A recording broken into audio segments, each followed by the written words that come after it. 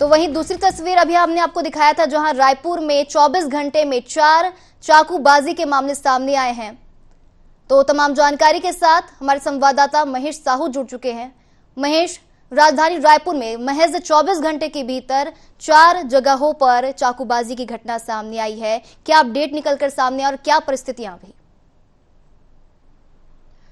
बिल्कुल देखिए, राजधानी रायपुर में पिछले 24 घंटे में 4 चाकूबाजी की वारदातें जो है देखने को मिली है। इससे साफ जाहिर होता है कि राजधानी रायपुर में किस तरीके से कानून व्यवस्था चरमरा गई है। इससे देखना, जिस तरीके से राजधानी रायपुर में कहा जा रहा था जब कमिश्नरेट लागू होगा तो कहीं ना कहीं अपराधों में कमी आएगा। इससे कहीं ना कहीं अब अपराध में कमी नहीं बल्कि अपराध जो है लगातार राजधानी के अलग अलग क्षेत्रों पर बढ़ गई है।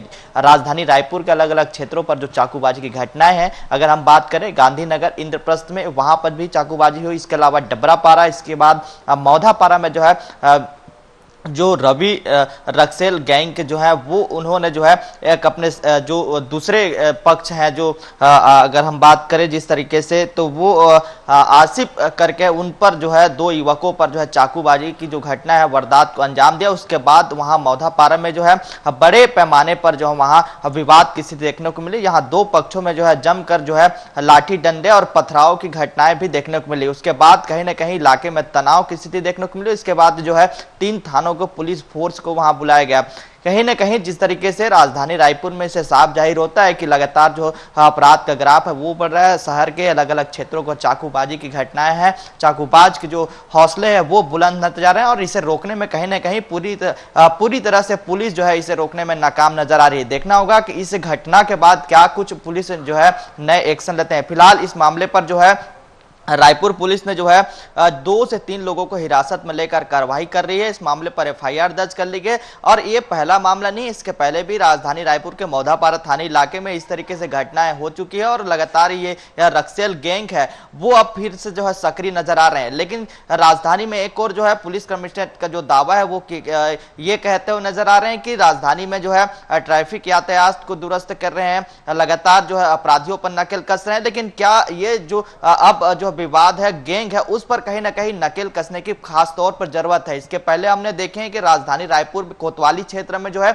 गांजे को लेकर 2 पक्षों में जो है विवाद हुआ था, जिससे अगर हम बात करें गांजा तस्कर में सबसे बड़ा नाम आता है तो मुकेश बनिया और रवि साहू। ये दोनों गैंग के जो गुर्गे हैं वो आपस में भी कोतवाली इलाके में जो है जमकर जो है विवाद देखने को मिला था। अब जो है दूसरा मामला सामने आ गया कि मौधापारा थाने इलाके में जो है रक्सेल गैंग जो है जो वो भी कल जो है चाकूबाजी के वारदात को अंजाम दिया है, तलवार लहराते हुए जो है वीडियो सामने हुआ है। देखना होगा कि इस मामले पर किस तरीके से रायपुर पुलिस नकेल कसती है। लेकिन इससे साफ जाहिर होता है जिस तरीके से अपराध बढ़ रहा है तो रायपुर कमिश्नरेट पर सवाल खड़ा होता है कि आखिरकार रायपुर कमिश्नरेट लगा ही क्यों। जिस तरीके से इसके पहले भी लगातार चाकूबाजी की घटनाएं हुई लेकिन 24 घंटे में चाकूबाजी के वारदात सामने आए, तो इससे साफ होता है कि पुलिस इसे रोकने में नाकाम नजर आ रही है और आपराधिक घटनाएं बढ़ती हुई नजर आ रही है। फिलहाल इस मामले पर लगातार जो है रायपुर पुलिस जो है अन्य आरोपियों की तलाश कर रही है। सीसीटीवी फुटेज के माध्यम से खंगाले जा रहे हैं किस तरीके से अलग अलग क्षेत्रों पर इस तरीके से वारदात दे रहे हैं, वो बदमाशों की तलाश की जा रही है। इस मामले पर जो है 2 से 3 लोगों को हिरासत में लिया जा रहा है, उनसे पूछताछ की जा रही है कि आखिरकार क्या वजह है,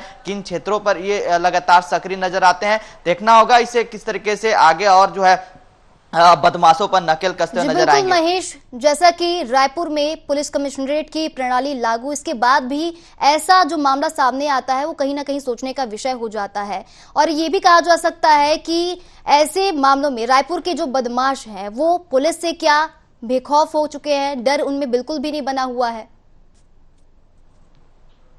बिल्कुल सही कहा आपने। जिस तरीके से राजधानी रायपुर में जो है अपराध जो है बेखौफ हो चुके हैं और पुलिस का डर भय बिल्कुल भी नजर नहीं आ रहा है, क्योंकि जिस तरीके से लगातार पुलिस ने दावा किया था कि विजुअल पुलिसिंग के आधार पर हम लगातार जो है बदमाशों पर जो है सबक सिखाएंगे, बदमाशों पर नकेल कसे जाएंगे, अपराध पर नकेल कसे जाएंगे। लेकिन इससे साफ जाहिर होता है कि इससे कहीं ना कहीं और कमिश्नरेट लागू होने पर भी जो है लगातार जो है अपराध का ग्राफ बढ़ रहे हैं और इसे बदमाश जो है पुलिस को बेखौफ तरीके से चुनौती देते हुए नजर आ रहे हैं। क्योंकि पिछले 24 घंटे में 24 घंटे में 4 चाकूबाजी की घटना हुई, तो इससे साफ जाहिर होता है कि किस तरीके से पुलिस को चुनौती दे रहे हैं। जिस तरीके से अब जो है चाकूबाजी घटना के बाद जो गैंग है वो सक्रिय नजर आ रहे हैं। खास तौर पर अगर ये गैंग को खत्म नहीं करेंगे, गैंग के जो चैन है उसको अगर नहीं तोड़ पाएगी पुलिस, तो कहीं ना आगे के और भी विवाद स्थिति जो है गहराती हुई नजर आएगी। क्योंकि जिस तरीके से अगर हम बात करें पिछले 2 दिनों के भीतर में 2 गैंग जो है इस तरीके से आपस में जो है भिड़ते हुए नजर आए।